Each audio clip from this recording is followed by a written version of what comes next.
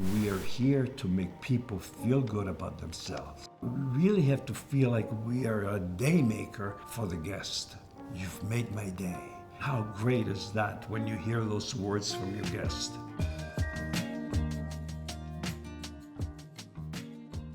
Hello, I'm David Dolce and welcome to the Day Maker Podcast. Today we have salon owner and Tricoci alumni, Margo, with us. Welcome to the show. Thank you for having me. Of course. You came highly recommended from Joy. She's all about you. She loves you. So that's fantastic. She has to love me because I do her hair. So. I was going to ask, do you do Joy's hair? I do. And it always looks good. So yes, good you. job. She's a blonde. Do you specialize in blondes? Because you're a blonde. I Nikki's actually do blonde. specialize in blondes, but I also do brunettes, so I don't want people to think that it's just blondes. Makes sense. So we had a privilege on a different episode to interview Nikki, who's one of your workers over there, one of your stylists, and she happened to be a Tricoci alumni as well. So I think one of the cool things about this is we've been around so long that we've actually created this network, right? Yes. Is there a reason? Because you're hiring people. Like, people come from this school, they come from that school, somebody's coming from Tricoci. Do you look at that Tricoci name and think, you know what, let's give this girl an interview because Tricoci's are A, B, C, and D? No, not necessarily. But I have noticed that with our Tricoci graduates, they're just more prepared and hands-on. Even little things like the verbiage of cosmetology and the terms, you know, and I think I'm just more comfortable with them because I'm a Tricoci alumni, so I kind of understand and know that their way of professionalism is different as well. I would agree. So I went to a different beauty school, but I did Tricoci for my teacher training. So in between that, when I was managing other salons and I saw somebody came from Tricoci before I knew anything about them, I was like, cool. Because they were the ones that came in fresh and weren't afraid to take clients. They were ready to get in there and do it, where everybody else I haven't done this before. Oh my God, I'm so nervous. What advice do you have for a student? Because they get out, you hit that 1,500, you can't tell me nothing. I know more than anybody in this building. But now they're coming to your salon. And how long have you been doing this? I've been doing this for over 15 years. So what advice do you have to somebody that's coming into a salon with no experience compared to somebody that's coming in with 15 years experience? I would just say have a good attitude. It's all about attitude. Have a good work ethic. Know that it's not going to be easy at the beginning. You really have to work your way up. And just be ready to grind, basically. And we love hiring new people, right? Love them. They're fresh, they're hungry. It's the best. They are the best. So just because you've been doing this 20 years, you have an edge, I think, a new student over somebody else. Yes. They always try to outperform everybody. And I think my favorite part about owning a salon is mentoring, the young ones, just because they are just eager and they're so passionate. It's really. So what I love that you were talking about is that your hires can actually take clients while they're learning too, because some places make you wait till you finish this whole training program right before you can even take a client. You might lose interest, or you're making minimum wage just shampooing hair. I like how you do it. Yes, so with our program, it's different because they're not just assisting, they get one-on-one time. So they at least get an hour to an hour and a half with me each week without clients, not just shadowing. And then I can determine if they're ready to move on with the service, and then they're open for that service and they can actually start taking clients instead of being in a program that takes 3 to 5 years and you're constantly shampooing, sweeping. I feel like they just get burnt out and nobody wants to do that. No, they want to do hair. That's what they went to school for. And it's rewarding for you too, right? You're I love training it. them, they're catching on. Yes, I love when they're just excited.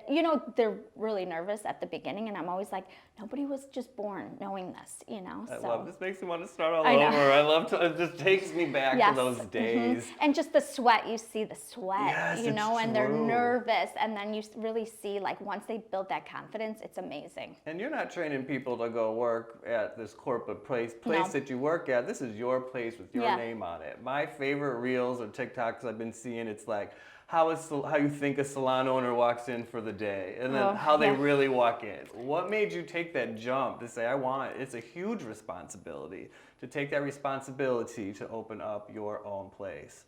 Well, it's not always glamorous, I will definitely say. When I was just behind the chair, which I'm still 100% behind the chair, at a different salon, like I was helping with the training of the stylist, and then I was like, well, if I'm gonna do this, I'm gonna do it for myself.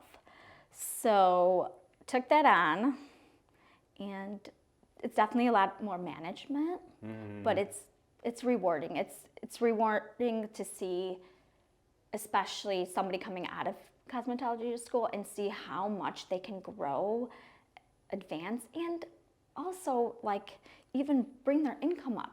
I think a lot of people don't realize that stylists make good money. Yep. And it's good for you. Like, Yeah. you put in the work, you did the grind. Like, Yeah. you should be super proud of yourself to even be able to do that. Because, like you said, they make a lot of money. Some Yeah. people don't think that. I've had opportunities where people have been like, oh, you're a teacher? Yeah. What do you teach? Cosmetology. And then they're like, oh, because they thought I'd say history or Oh, this, yeah. that. And I'm like, don't get it twisted. Yeah. My job's hard. Yes, yes. It's hard. I'm it's so shaping hard, young yeah. lives, changing attitudes, getting people to work with creative people Yes. in those types of environments, because that's stuff people are completely new to. Yeah, and it's not easy. It's all hands-on. It's all technical, you Yep. know? So I have to ask you, because I ask everybody, when did you realize in your career, whether school, whether stylist, whether owner, that you had the power to actually change somebody's day, to make their day? You were that day maker for somebody. I think just every day coming in and like being around clients and them sharing their stories with you, and it impacts not only yourself, it impacts their lives, and they're just happy to be with you. And what we do is we build their confidence, Yeah, we do. I was talking about that with Nikki. Like, we're in Yeah. charge of somebody else's Yeah. confidence. And you see that, I'm sure, carry outside of just your salon, right? They're going home, they're feeling good. If they feel good, they're gonna do good. Change their attitude, change their day. I think a big thing that I learned is that a lot of my clients that were moms, when they'd come in and say, this is the only time that I have to just To sit myself, by yeah. myself and have an adult conversation. Yes. And I'm like, wow, because I don't have kids. And I'm like, yeah, that's true. Running after all these kids, doing all that stuff. What's a typical day of a salon owner's life look like? Oh, I mean, let's see. Well, there's a lot. First you wake up to somebody being sick or trying to cancel their day, or No, it's true. just managing everyone's books. I feel like I'm always on multitasking, so many different roles. But then also coming in, seeing your clients and being prepared to take that on, and being able to almost like put things aside and then just focus on the individual that's in your chair while there's 700 other things going on in the background. Yeah, that's hard. It's like more difficult for you. Oh, yeah. And like separating your own bad days. Like, we are almost not allowed to have bad days. Yeah, you don't have bad because days. we're that Nobody day maker cares. for your client. Like, I don't want to say it like that, but like at the end of the day, like you're there for other people. You are there for Yeah. other people. Yeah. And you're building those relationships. You So are. tell our new students how important that relationship building is in order to build your clientele, not for today, but forever. Okay, you just have to show up. You have to be positive. Your attitude is everything. Nobody wants to sit in someone's chair that's mopey or like a downer. It just, It doesn't work. no. That's not You what make we're their here day. for. Yeah. So here's one more question. I'm sorry, I just keep coming up with Yeah. these things. But because there's just so much knowledge, right? So I have students today. They come in and their main goal is to open their salon suite. And I Yes. try to tell them it takes some kind of effort before that to even get there. So I've always recommended you need to work in a salon first, Yes. right, to get that experience. How do you feel about that? I feel like because of social media, the reality of it looks glamorous, right? You open up your own boss, your own business, right? It's not always like that. You have to gain experience. Like if you're in a room with just a client and you don't have other people around you, other stylists to help mentor or just feed off of ideas. Yes. Like who are you going to ask? Like that takes time. Like I know out of beauty school or even 5 years in, maybe even 10 years in, I would never be able to do that because you're constantly learning. Yeah, you're still bouncing on You're ideas still bouncing. off people. For me, being by myself all day really isn't what I think you want to do it, but Yes. then you're like, no, I got a lot of personality. I love talking to people, Yes. the banter in the salon, it's a whole culture. And it's just nice to have other people that always have your back. Say like from things from being sick, then you always have other stylists that can help you out that day. And that's just how our salon works, you know, like everyone can kind of bounce from stylist to stylist, and it's okay because it's just a comfortable environment. That's cool. Tell me a little bit about your salon, the name, how people can find out about it. Okay, so my salon is called Lux Salon. I do have a business partner, Sarah. So we worked at another salon together, and then we opened up our own. So, and we're both moms and equally just hands-on. It's gonna be 6 years in March that we've opened our salon. We closed for COVID on our 1-year anniversary. Oh. I know. We have 11 stylists now. We started with just the two of us.